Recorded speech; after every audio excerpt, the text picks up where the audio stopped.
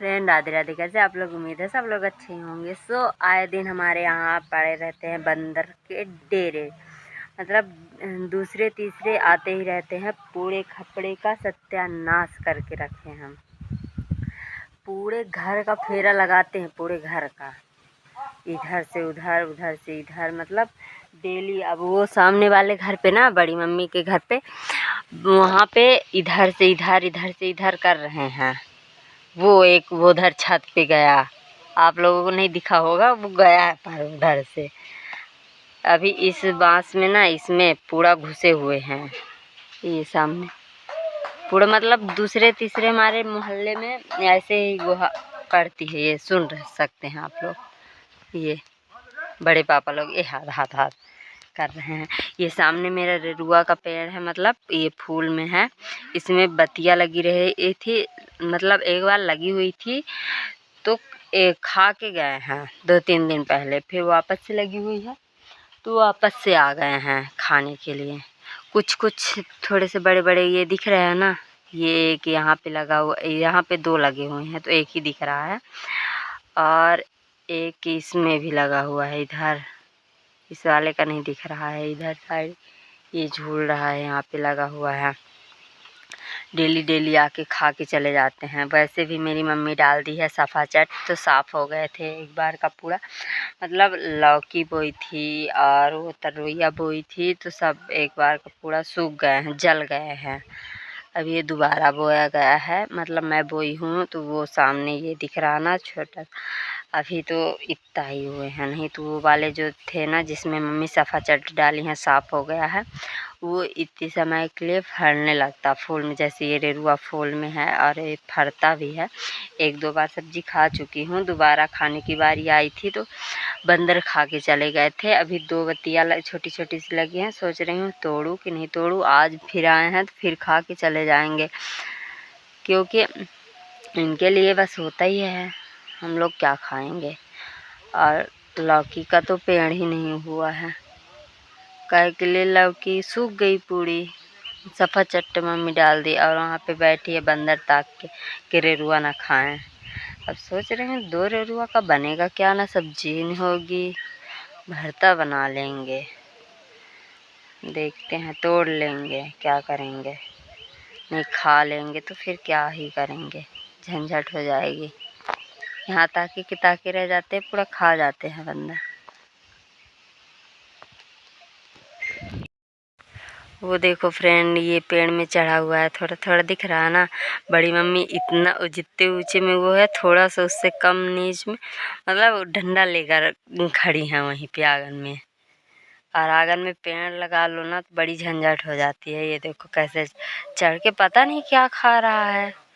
अब तो बिही के अलावा कुछ है ही नहीं, तो वो बड़ी मम्मी के यहाँ आम के नीचे ये थोड़ा सा नीचे ये सामने दिख रहा ना, ये बिही है, ये आम है, ये वो बंदर चढ़ा हुआ है गधड़ा।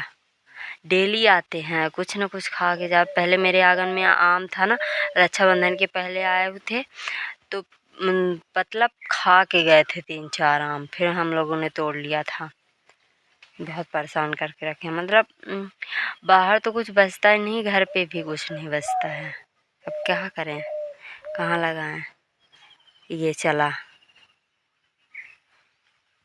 जहाँ जाए देखते हैं कहाँ जाते हैं ये।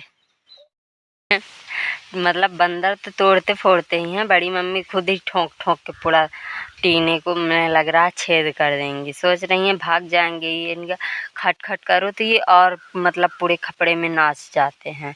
इतना तकलीफ़ दिए हुए हैं, मतलब घर पे आते हैं ना तो पूरा घूमते हैं, तो पूरा पानी गिरता है ना, तो पूरा पानी अंदर जाने लगता है, बाहर जाता ही नहीं है, तो पूरा अंदर मतलब चूने लगता है, तो इसके बाद घर धीरे धीरे गिरने लगता है, ऐसे हो जाता है। तो इतना तकलीफ़ दिए हैं, मतलब अब घर के आसपास पेड़ लगाना बंद करना पड़ेगा, लगता है दूर लगाना पड़ेगा। ये बड़े पापा जा रहे हैं खादी डालने खेत में, चुपके से बता देती हूँ। और इनकी इतना पसीना चलता है ना, ये थोड़ा सा काम कर लें अगर, तो पूरा एकदम लग रहता है कि नहा लिए हैं। ये जा रहे हैं, वो याद आ रहा वो आया, एक आ रहा है पता नहीं कब तक में।